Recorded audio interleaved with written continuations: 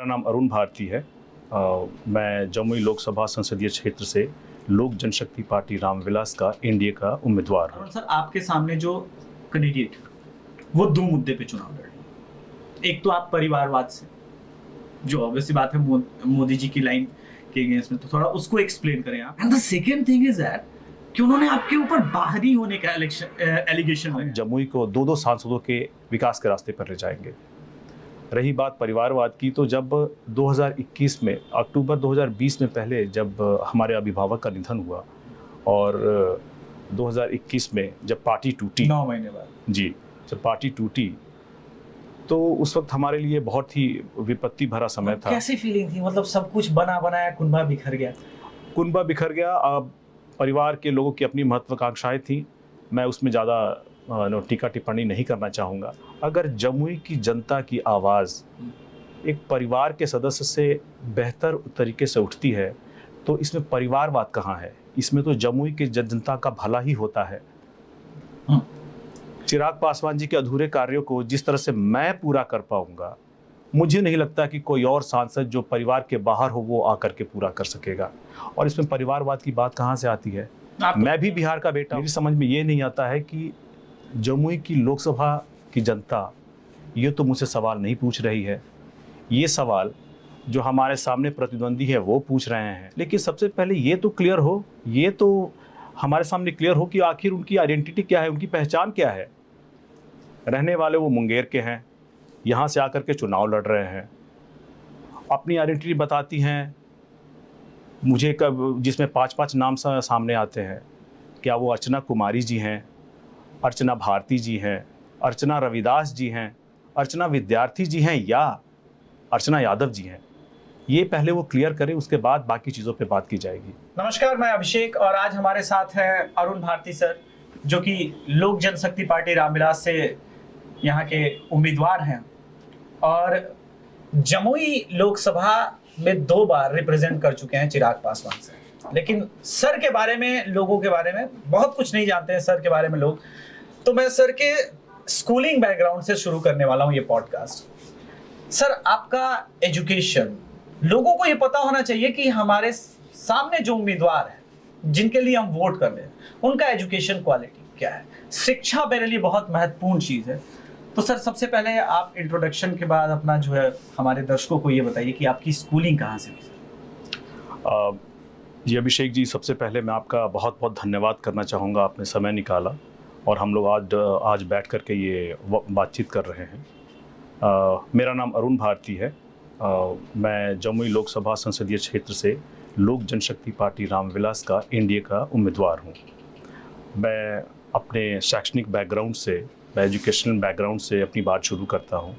मैंने अपनी 10वीं की पढ़ाई पूरी की थी ओक ग्रोव स्कूल, झरी पानी, मसूरी से। वहाँ का जो माहौल है, वहाँ अलग अलग बैकग्राउंड से लोग आते हैं। उनके साथ पढ़ने का मौका मिला, बहुत कुछ सीखने का मौका मिला। उसके बाद मैंने अपनी 12वीं की पढ़ाई, 12th की पढ़ाई मैंने की बिरला पब्लिक स्कूल पिलानी से। वहाँ भी अलग अलग बैकग्राउंड के लोग थे। तो भारत के अलग अलग हिस्सों में पढ़ने का एक समावेशी नॉलेज, एक समावेशी आपका जो विकास होता है एजुकेशनल बैकग्राउंड का, मुझे उसका सौभाग्य प्राप्त हुआ। क्लास 12th करने के बाद मेरा एडमिशन हो गया Shri Ram college of commerce, Delhi university में। और वो माहौल, वो एक मेट्रो का माहौल था, एडजस्ट करने में थोड़ा टाइम लगा।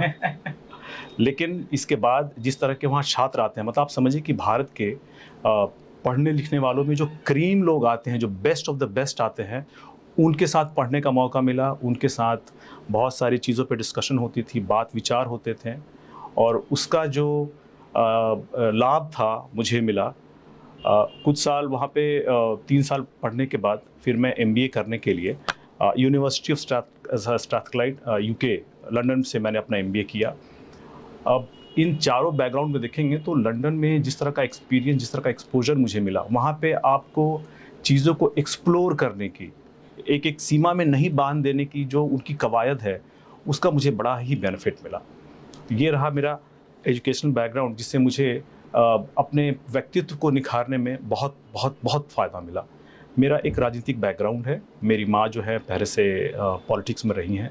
2 टर्म वो MLA थी, 2 टर्म MLC भी थी और फिर मेरा विवाह भी जो हुआ वो एक पारिवारिक राजनीतिक परिवार में ही हुआ। वहाँ पे जो पॉलिटिकल स्टॉलवर्ट थे श्री रामविलास पासवान जी, उनके साथ इंटरेक्शन करने पे, उनसे बात करने पे पता चला कि हम लोग इतने सौभाग्यशाली हैं, हमारा किस्मत इतना अच्छा रहा है कि हमें अच्छी शिक्षा मिली है, अच्छी जगह काम करने का मौका मिला है, और इन्हीं चीज़ों को वो समाज के हर वर्ग तक ले जाना चाहते थे। उनका ये मोटो था कि मैं उस घर में दिया जलाने चला हूँ जहाँ सदियों से अंधेरा है था, और उसीलिए वो उस चीज़ को प्रयासरत रहे, कार्य करते रहें। उन्होंने बिहार में रोजगार देने का काम किया, आधारभूत संरचनाओं का विकास किया अपने संसदीय क्षेत्र में, और रोजगार के मामले में, शिक्षा के मामले में जो उनके प्रयास रहे हैं वो बहुत सराहनीय रहे हैं। इस बारे में बहुत सारी कहानियाँ थी जो उन्होंने मुझे बताई थी। मैंने भी उनसे बहुत कुछ सीखा, और उनसे बात करने के बाद मेरी भी राजनीति में रुचि हुई, लेकिन वो सिर्फ अप्रत्यक्ष रूप से थी। मैं पार्टी के कार्यक्रम में जाता था लेकिन कैमरे के सामने नहीं आता था। Now, why I asked about that all your education background? जी। मैं जमुई लोकसभा क्षेत्र में आ रहा था जी। And we are living in 2024 era।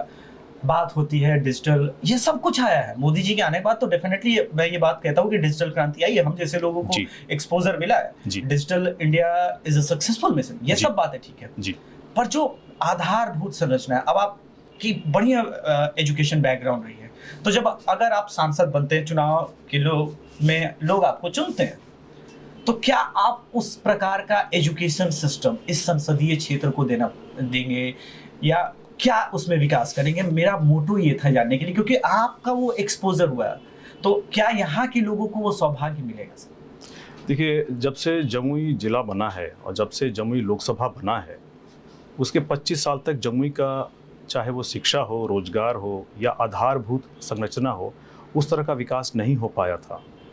जब चिराग पासवान जी पहली बार 2014 में और उसके बाद 2019 में यहाँ से सांसद बने, उन्होंने यहाँ विकास का बहुत सारा कार्य करने का उन्होंने कोशिश की है, और बहुत जगह वो सफल भी रहे हैं। जैसे आप देख लीजिए, झाझा में केंद्रीय विद्यालय का स्थापना हुआ है पहली बार पहले जमुई लोकसभा में। बिहार में सिर्फ 5 मेडिकल कॉलेज अप्रूव किए गए थे, उसमें से वो एक जमुई लोकसभा में लेकर के आए। उन्होंने झाझा से चकाई तक में 3000 करोड़ की रेलवे परियोजना यहाँ के लेकर के आए हैं, जो अलग अलग स्टेजेस में यहाँ पे इम्प्लीमेंट हो रही हैं। उन्होंने यहाँ पे कई सारे गांवों को, अधिकतर गांवों को सड़कों से जोड़ा है, अधिकतर गांवों को बिजली से जोड़ा है। यहाँ FCI का कार्यालय खुला है, पासपोर्ट का कार्यालय खुला है। तो देखिए, काम उन्होंने जब से आया है, जब से सांसद बने हैं, उन्होंने करने का प्रयास किया है और वो करते रहेंगे। इसीलिए आपने देखा होगा कि नीति आयोग की रिपोर्ट में, जब इससे पहले जमुई का स्थान 99 स्थान था, उनके आने के बाद पहले 90वें स्थान पे आया और उस विकास के मामले में पहले स्थान पे आया। तो उन्होंने विकास किया है शिक्षा के क्षेत्र में, रोजगार के क्षेत्र में, और मेरा भी प्रयास यही रहेगा कि जो मेरी शैक्षणिक योग्यता है उसके हिसाब से उनके कार्यों को मैं आगे बढ़ाता रहूं, जो उनके कार्य अधूरे हैं उनको पूरा करता रहूं, और इसके साथ साथ मैं और नई चीज़ों को, नए प्रोजेक्ट को यहाँ लेकर के आऊँ, जहाँ पे शिक्षा का, रोजगार का और बहुत सारी चीज़ों का विकास लगातार होता रहे। मेरी उम्मीद है, ये मेरी पर्सनल ये है, एक्सपेक्टेशन है कि चिराग पासवान जी भारतीय सरकार में मंत्री बनने के बाद बहुत सारे रास्ते खुलते हैं। हाँ, वैसी बात है। और बहुत सारे जब रास्ते खुलेंगे तो मेरी ये भी उम्मीद रहेगी, उनसे एक्सपेक्टेशन रहे कि जमुई की तरफ, क्योंकि यहाँ की जनता ने उनको 2 बार आशीर्वाद दिया है, यहाँ पे उनकी विशेष कृपा रहे। निसंदेह यहाँ पे मुझे लगता है कि एक अच्छा इंजीनियरिंग कॉलेज वगैरह ज़रूर होना चाहिए, जो क्वालिटी ऑफ इंजीनियर्स प्रोड्यूस करे, पत्रकार प्रोड्यूस करे, और हमारे जैसे। एनीवे, नेक्स्ट स्टेप पे आते हैं। अरुण सर, आपके सामने जो कैंडिडेट, वो 2 मुद्दे पे चुनाव लड़ रहे हैं। एक तो आप परिवारवाद से, जो ऑब्वियसली बात है मोदी जी की लाइन के अगेंस्ट में, तो थोड़ा उसको एक्सप्लेन करें आप। And the second thing is that कि उन्होंने आपके ऊपर बाहरी होने का एलिगेशन लगाया। Even it sometimes surprise me also कि वैसे MP के इलेक्शन में बाहरी का मुद्दा आना नहीं चाहिए, बट ठीक है। तो आप इसको कैसे काउंटर करते हैं सर? सबसे पहले आते हैं हम परिवार के मुद्दे पे। जिस वक्त चिराग पासवान जी चुनाव लड़ रहे थे 2014 में पहली बार, उसी वक्त रामविलास पासवान जी भी चुनाव लड़ रहे थे हाजीपुर से। उनके ऊपर भी टैग लगा था कि बाहरी हैं। लेकिन उस वक्त रामविलास पासवान जी ने ये कहा था कि जमुई को एक नहीं दो सांसद मिलेंगे, और जमुई को एक एक नहीं दो सांसदों का विकास का गति मिलेगा। ये जो कार्य अभी तक चिराग पासवान जी ने किए हैं, और जिस तरह से उनके पिता का सहयोग मिला है, मार्गदर्शन मिला है, उन्होंने दो सांसदों वाला विकास करने की कोशिश की है। तो ये इसलिए संभव हो पाया क्योंकि वो रामविलास पासवान जी के बेटे थे और उस स्तर पे उस चीज़ों को आगे बढ़ाने के बारे में सोच सकते थे। अगर कोई एक मामूली सांसद होता तो क्या ये बताइए कि वो उस तरह से चीज़ों को आगे बढ़ाने के बारे में सोचता, क्योंकि वो अपने पिता के कथन को पूरा करना चाहते थे कि हम जमुई को दो सांसदों के विकास के रास्ते पर ले जाएंगे। रही बात परिवारवाद की, तो जब 2021 में अक्टूबर 2020 में पहले जब हमारे अभिभावक का निधन हुआ और 2021 में जब पार्टी टूटी, 9 महीने बाद जी, जब पार्टी टूटी तो उस वक्त हमारे लिए बहुत ही विपत्ति भरा समय था। कैसी फीलिंग थी? मतलब सब कुछ बना बनाया कुनबा बिखर गया। कुनबा बिखर गया। अब परिवार के लोगों की अपनी महत्वाकांक्षाएं थी, मैं उसमें ज़्यादा टीका टिप्पणी नहीं करना चाहूँगा।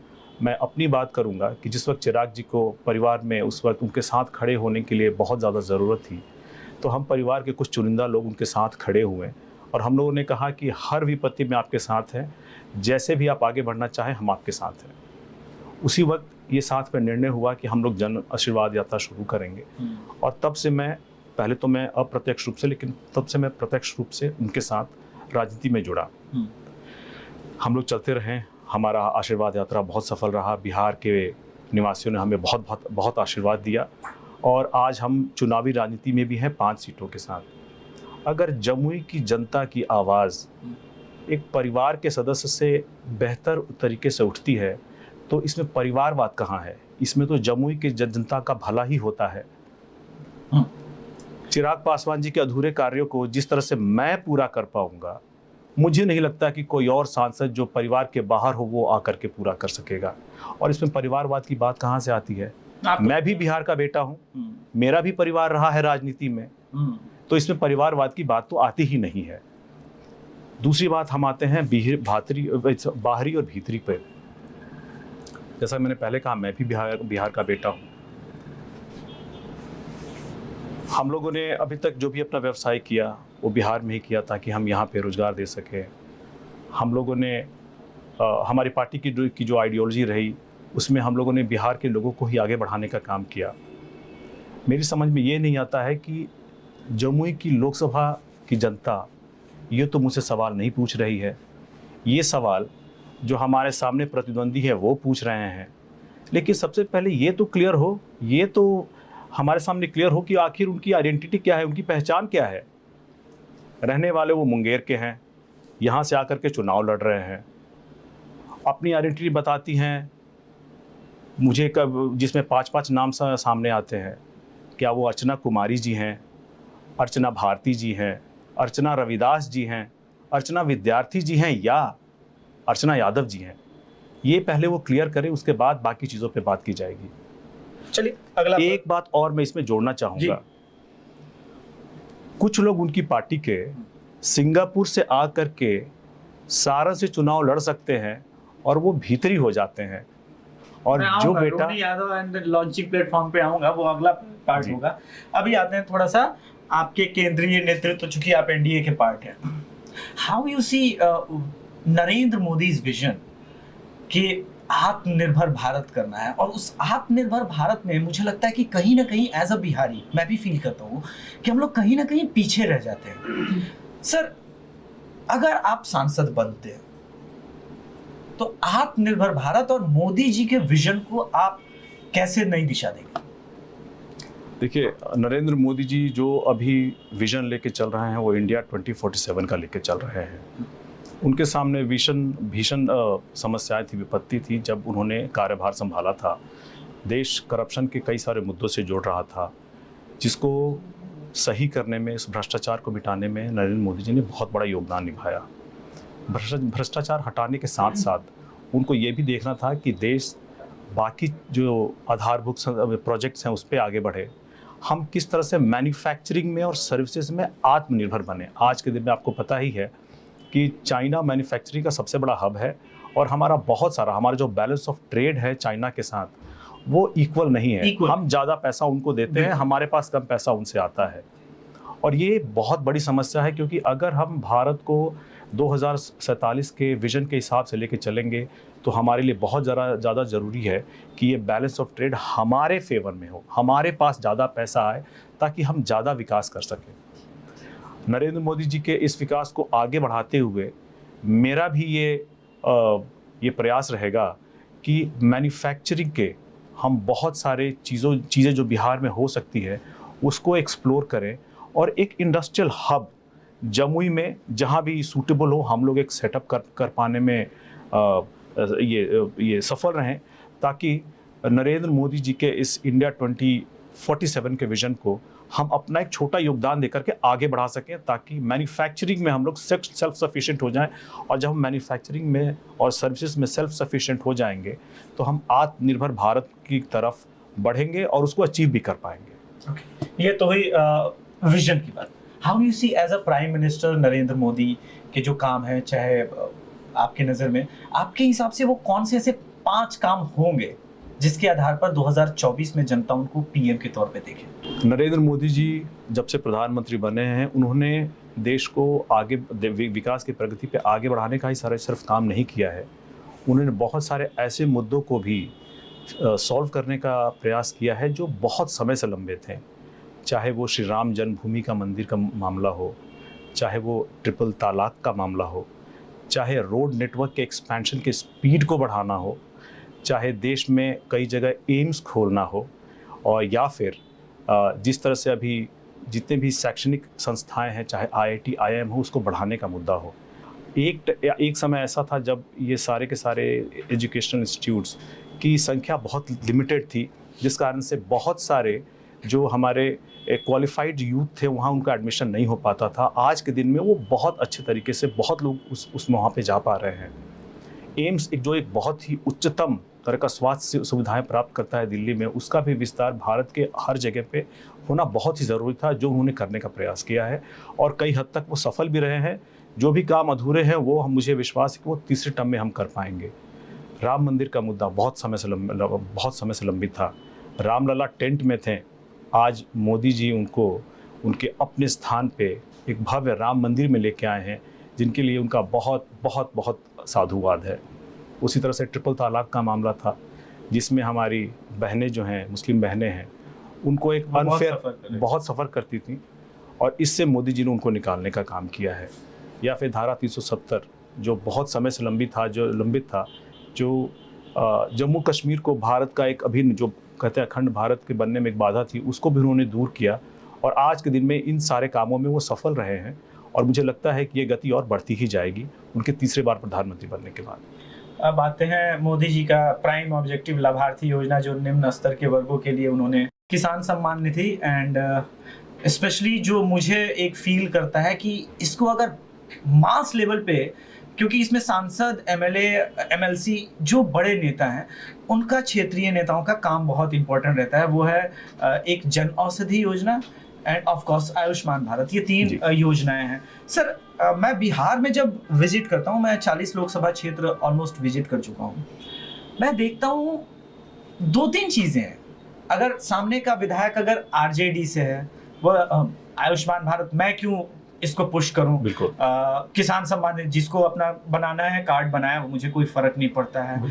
एंड जन औषधि, इस देश में दवाएं इतनी महंगी है, इलाज इतना महंगा है, तो 5 लाख का एक तरफ तो आपको इंश्योरेंस मिल जाता है, लेकिन जन औषधि के केंद्र नहीं खुल पा रहे हैं हर जगह। क्या आप जमुई में जीते तो ये 3 ऑब्जेक्टिव पे काम करेंगे? सर देखिए, प्रधानमंत्री जी ने जन औषधि योजना शुरू की डायरेक्ट बेनिफिट ट्रांसफ़र के लिए, और जो बाकी जो योजनाएं आपने मेंशन की वो भी शुरू की। इससे पहले जो सरकार थी वो डबल इंजन की सरकार नहीं थी। अभी आज के दिन में माननीय मुख्यमंत्री श्री नीतीश कुमार जी के साथ श्री नरेंद्र मोदी जी की एक डबल इंजन की सरकार है, और हम लोग का प्रयास रहेगा कि प्रधानमंत्री जी की ये जो तीनों योजनाएं हैं उसको किस तरह से हम समावेशी रूप में हर जिले में, हर प्रखंड में और हर पंचायत में ले जाने की कोशिश करेंगे। ये हमारा लक्ष्य रहेगा हमारे जीतने के बाद। ओके, एक पॉलिटिकल क्वेश्चन हो जाए जिसके बारे में बिहार की जनता हमेशा पूछेगी, इस बार NDA कितनी सीटें जीतेगी? वेरी कॉमन एंड मेरा पूर्ण विश्वास है हमारे प्रधानमंत्री जी के किए हुए कार्यों के हिसाब से कि हम बिहार की 40 सीटें जीतेंगे और भारत नरेंद्र मोदी जी के दिए हुए लक्ष्य को 400 के पार ले जाएगा और नरेंद्र मोदी जी को दोबारा तीसरी बार इस देश का प्रधानमंत्री बनाएगा। इस पे मुझे पूर्ण विश्वास है। वैसे तो एक राजनीतिक क्वेश्चन और है मेरे लिए कि मीसा भारती जी तीसरी बार पाटलिपुत्र लोकसभा से आ रही हैं एंड ऑफ कोर्स रोहिणी जी भी आ रही हैं अब सारण से। इसके पहले 2 पुत्र आ ही गए हैं।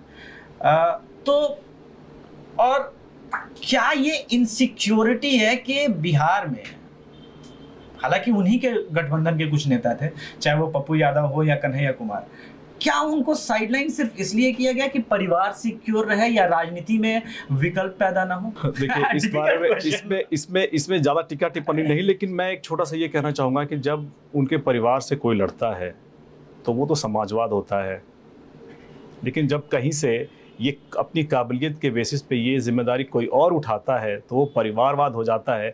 इस बारे में जरूर बात करनी चाहिए। मैं आपको बता रहा हूँ, ये वाला शॉर्ट्स वायरल हो कि जब उनका परिवार चुनाव लड़ता है तो समाजवाद होता है और कहीं और अपनी काबिलियत से टिकट ले तो वो परिवार। अब जैसे उनकी एक उम्मीदवार हैं जो सिंगापुर से आई हैं, हाँ। उनके ऊपर ना बाहरी का टैग लग रहा है, उनके ऊपर ना परिवारवाद का टैग लग रहा है, लेकिन हम लोग जब चुनाव लड़ रहे हैं तो हमारे ऊपर बाहरी का भी टैग लग रहा है और परिवारवाद का भी टैग लग रहा है। आप ऐसा कीजिए कि उनके कार्यों को देखिए, अभी तक उन्होंने क्या किया है बिहार के लिए, चाहे वो रोजगार के क्षेत्र में हो, चाहे वो शिक्षा के क्षेत्र में हो। आपको याद होगा 1990 का माहौल किस तरह से हुआ करता था, और आप मेरी काबिलियत को देखिए, मेरी योग्यता कमिंग ऑन दैट कि एक तरफ शरवाहा विद्यालय रहे, एक तरफ I am talking with Arun sir who studied in Mussoorie. So ये कैसे सर पॉसिबल है कि एक तरफ आपका पारिवारिक बैकग्राउंड था जो एजुकेशन के इंपॉर्टेंस को समझ रहा था, और एक तरफ लालू प्रसाद यादव जी थे जिन्होंने एजुकेशन को इंपॉर्टेंस नहीं दी? क्या आपको लगता है कि एजुकेशन ही वो बेसिक लाइन है जिसने बिहार को बहुत ज्यादा पीछे डाला? मेरा मानना है कि किसी भी व्यक्तित्व, सबसे पहले आते हैं व्यक्तित्व पे, एक व्यक्ति पे, उसके डेवलपमेंट में एजुकेशन एक बहुत बड़ा माहौल तय करता है। अगर आप एजुकेटेड हैं तो आप सिर्फ अपना भविष्य ही नहीं सुधारेंगे, अपने आसपास समाज में भी यह परिवर्तन लाने की कोशिश करेंगे। जिस तरह का माहौल हमें 90 के दशक में मिला है और जिस तरह से अच्छे लोग यहाँ से बाहर पलायन कर गए हैं, उन अच्छे लोगों के काबिलियत का, उनकी योग्यता का जो कंट्रीब्यूशन होता है वो हम लोगों को नहीं मिल पाया है। इसलिए बिहार इतना पीछे रहा है हमेशा। हमें ये कोशिश करनी है, आज जब माहौल पहले से बहुत बेहतर है, कि ऐसे लोगों को बिहार में लाया जाए जैसे मैं आया हूँ, और इन लोगों को यहाँ पे चीज़ों को सुधारने के लिए लगाया जाए, ताकि ये बिहार को उसी पायदान पे ले जा सके जहाँ आज के दिन में गुजरात है, महाराष्ट्र है, कर्नाटका है। और मुझे ये विश्वास है कि जब हमारे बिहार के लोग वापस आएंगे, अपनी काबिलियत के हिसाब से, अपनी योग्यता के हिसाब से यहाँ कार्य करेंगे, तो हम लोग ज़रूर आगे बढ़ेंगे। Arun sir, it was pleasure meeting you. आपका विजन उम्मीद करता हूँ जमुई की जनता समझे, और आप जब चुन के आए तो उसके बाद हम आपका साक्षात्कार करेंगे। धन्यवाद द अभिषेक तिवारी शो से जुड़ने के लिए। Thank you so much sir. बहुत बहुत धन्यवाद आपका समय निकालने के लिए। मुझे आपसे बात करके बहुत अच्छा लगा।